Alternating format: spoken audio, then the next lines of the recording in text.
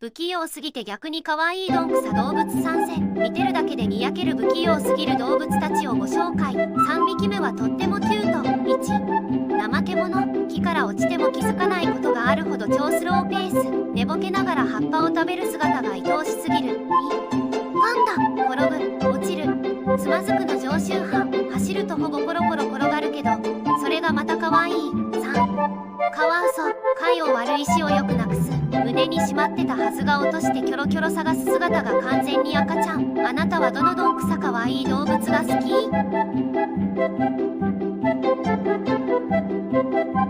き？